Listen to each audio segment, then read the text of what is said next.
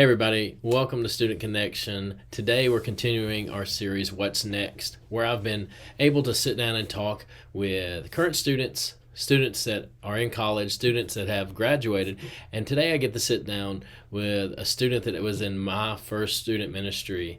And so I've known him for quite a while, and he is married now and has a child. And so I hope you enjoy the conversation today.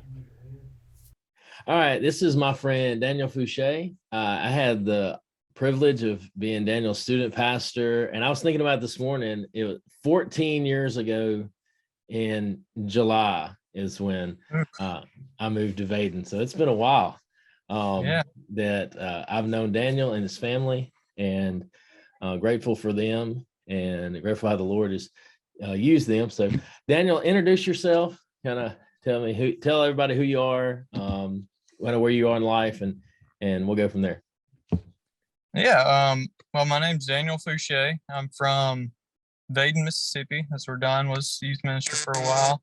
I've been lived in Mississippi most of my life until the past few years, and then after I got married, me and my wife lived here for a year, and then we moved to Wake Forest, where I've been in seminary, and still not quite done, even though I've moved back to Mississippi. We got a few more online classes to take. But now we had a son about a year ago, and we're living in an RV, and we're going around the country, and we are elopement photographers. And for those that don't know what that is, because I didn't know what it was till we were that, is it's just people that take wedding photos like on a trail somewhere. And so we're going to be in Montana in about a month, and so it's pretty cool thing. We're enjoying doing it. Oh, that's awesome, man. That's so good. So tell me and tell everybody how you came to know the Lord, how you became a Christian. So yeah, I was born in a Christian home, and my parents did a real good job of taking me to church every Sunday, and so I came to Christ when I was real young, and about 8 years old. I remember in Sunday school just being led to the Lord there. Just throughout my whole life, my dad, up until that point where I accepted Christ, he had been reading to me each day. Just I think he was reading to me the book of Daniel, since my name is Daniel, and just real intentional with teaching me the things of Scripture. And so I came to the Lord early, and then just the Lord put me in places I needed to be, because when I was saved, I was at a super small church, like 25 people, and it was me. When I was in 7th grade, it was me and one senior. So we moved the year after that, where the Lord put me at Vaden, and that's where I had a youth group and friends, close to my age, that really were also close to the Lord and helped kind of grow me closer to the Lord. And just each step through life after that, just he kind of put me where I needed to be to grow at that point in my life. Yeah. Oh, absolutely, and he continues to do that, and it's neat to see that. And I like how you pointed out and showed how your dad was intentional of reading with you and pouring you at a early age, and that's so important. But at the same time, like as you got older, and as you said, the Lord has put you places where you need to be. It gives me the understanding of you realize you are responsible for your personal growth. Your dad can continue to encourage you now, but you coming to knowledge of Christ, coming to that saving faith, know that it's between you and the Lord for that growth.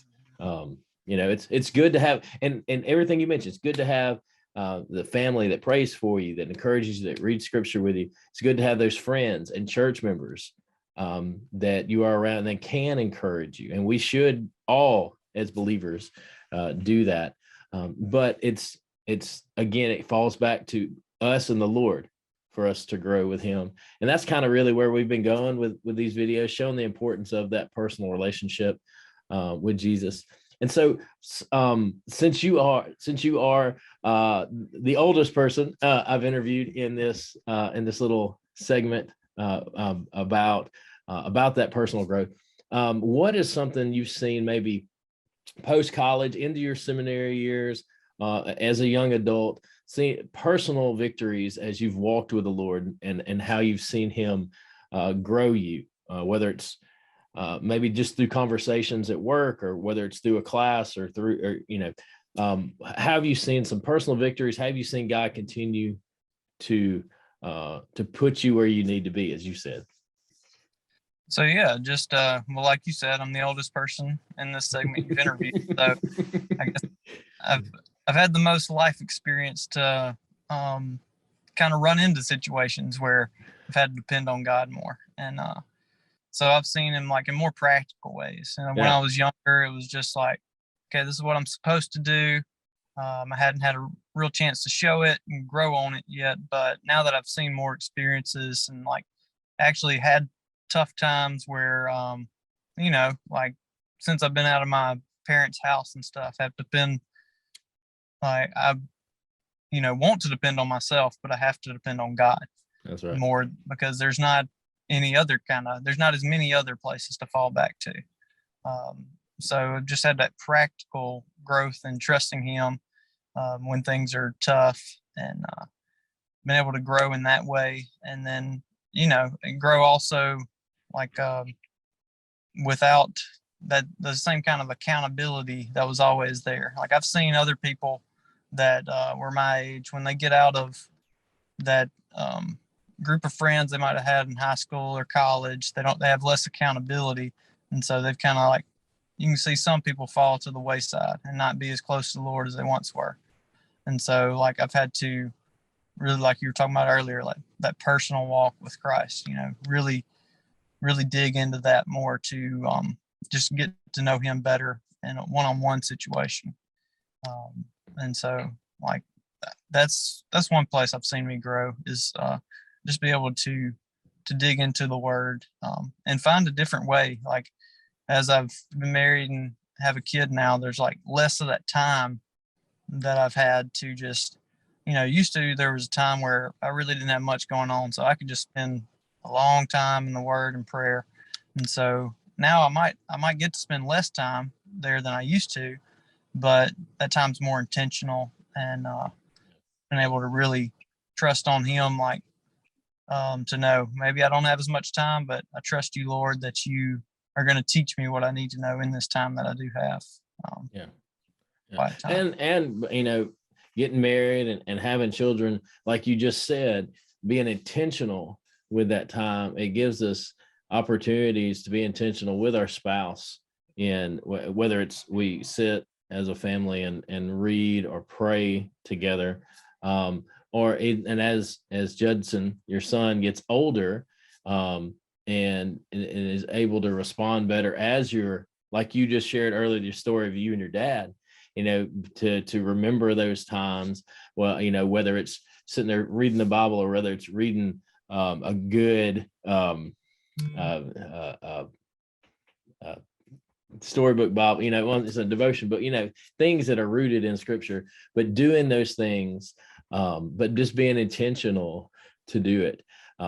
And so, yeah, absolutely. Because I think you hit on a good point. Or as we get older, whether you're married or not, our time becomes, we see the value of the time that we have. And whether it's through work, or whether it's through studying, or whatever it may be, we may not just see the value out front, but then the more we talk about that comes out. And so when it comes to growing in our relationship with Jesus, valuing that time we have in the word, valuing that time we have gathering together to worship with other believers, pouring into our spouses, pouring into our children, that time is still there. But I think you hit a good note on the intentionality that we have to put toward it. So talk a little bit about what are some examples maybe have you seen the importance of that growing in that transition phase, maybe from college to seminary life or even single life to married life? Have you seen that transition, and maybe a difference between the two? Yeah, it's I talked about a little practicality of it a little more. I mentioned practical. It's just like it's given me chances to really see what life like when it changes, when there's more responsibility on my shoulder, like having to rely on God to get me through those times. And just one thing is building relationships with people that I really get to be intentional with them too. And like having these past like 3 years when we were in Wake Forest, like we had intentional times with people that we build relationships, and now we have our own place we're living, so we'd invite them over for dinner and be able to share, and then me and my wife kind of bounce off each other, and where we've been growing, so we can share with these people that we invite into our home. And so just growth in that way, like learning how I can use where I'm at in my life to share with other people that I might not have had an opportunity to share with before. Yeah. Oh, yeah, absolutely. And that's a great dynamic that family, whether it's just, a married couple or you have kids, that a great dynamic to bring into that and to show it. Because I know for me, one of the best times for conversation, especially with my kids on things, is in the car, going to and from places.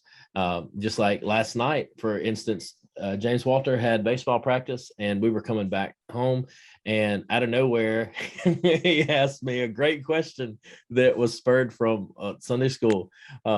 He said, is it a sin to worship a statue of Jesus? Because, you're worshiping Jesus. And I'm like, that's a really good question, James Walter.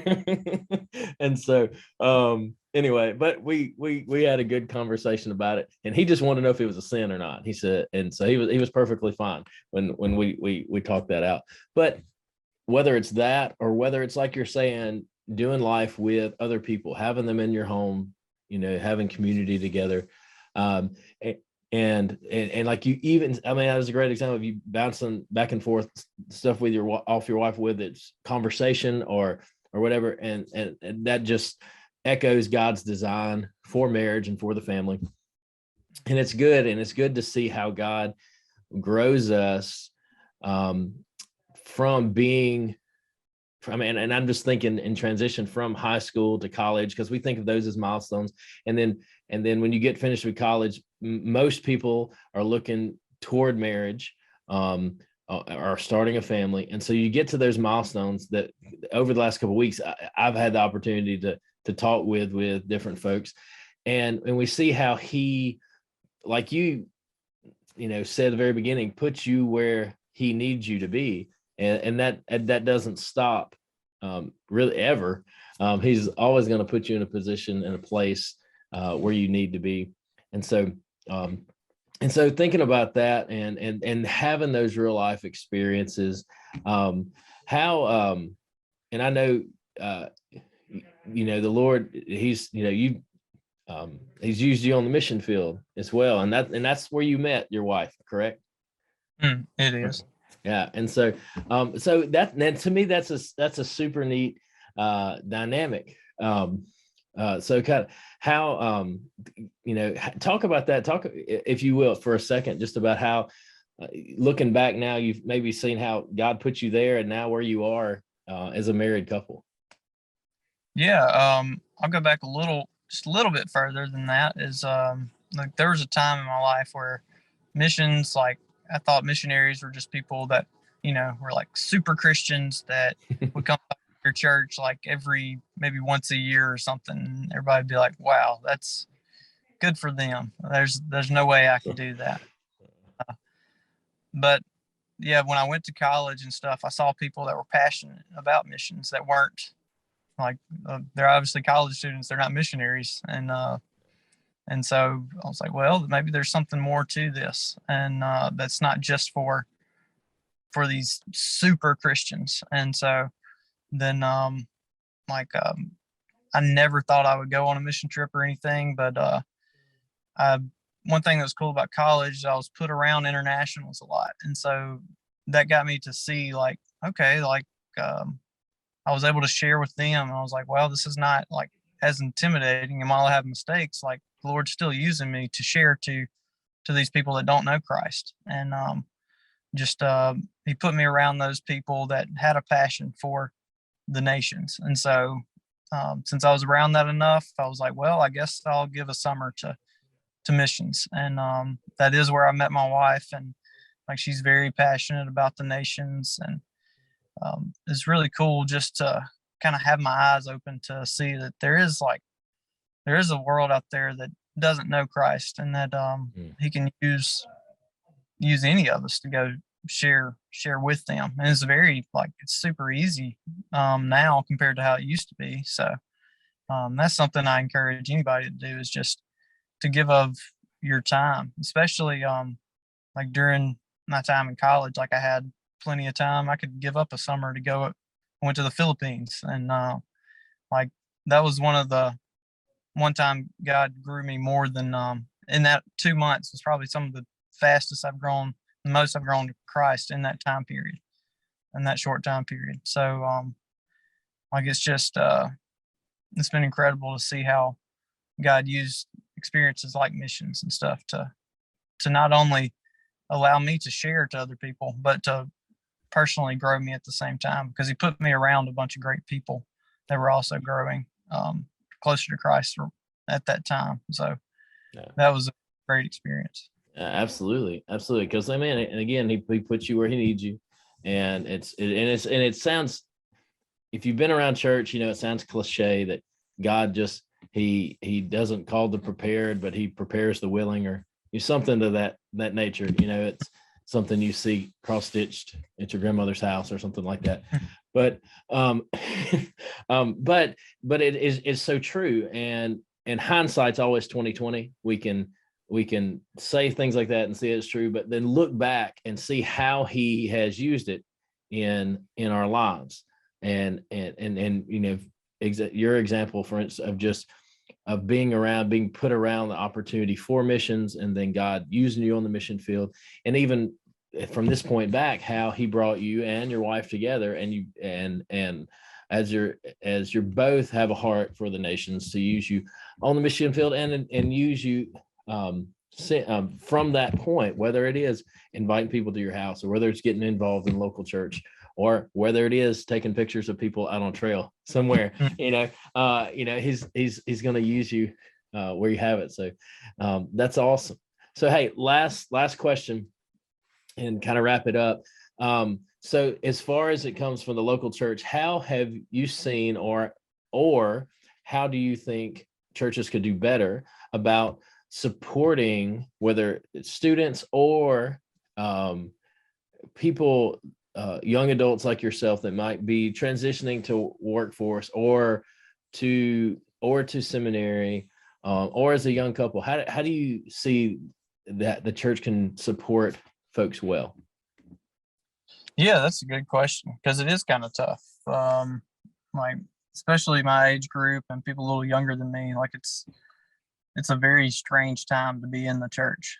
I remember, especially once I finished college, and like before I got married, there was about a year and a half there where it kind of felt lost in the local church. Like it just, and even depending on the church, like some churches, a college student can feel very lost, especially if you're not in a college town or something. Yeah. And so it just doesn't feel like it's a place for you in the local church. And then you'll see like there'll be less people in the church, so you can be in a pretty small group of people. So the church, I guess, is not looking to serve a community of people in the church that there's not many of. So there might not be a space for you, or it at least feels like it.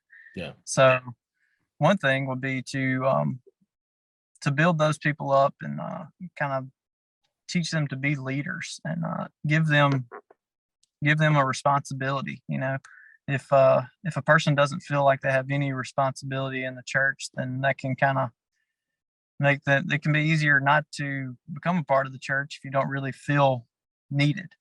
And so people need to have a place and be be felt like they're doing their part, because it is important. We all have a part to serve, and especially people like from 24 to 30, like that age range.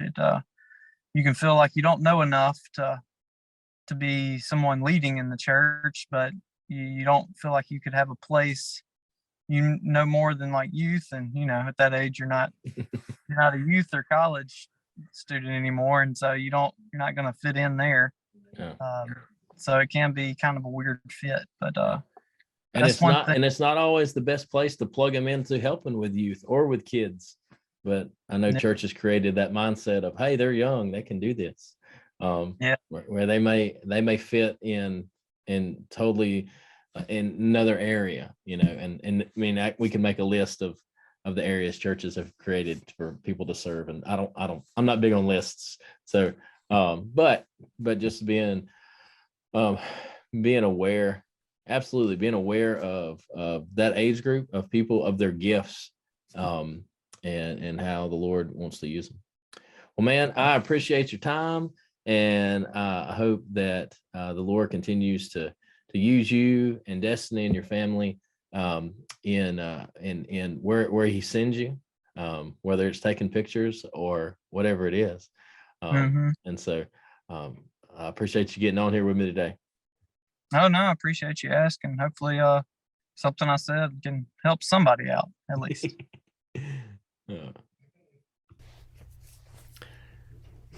Daniel, I appreciate you sitting down with me and visiting today. It was great to get to talk with you again and see how the Lord has worked in your life and where He's taken you, and how you have seen Him in that personal relationship that you have, and a constant pursuit of it.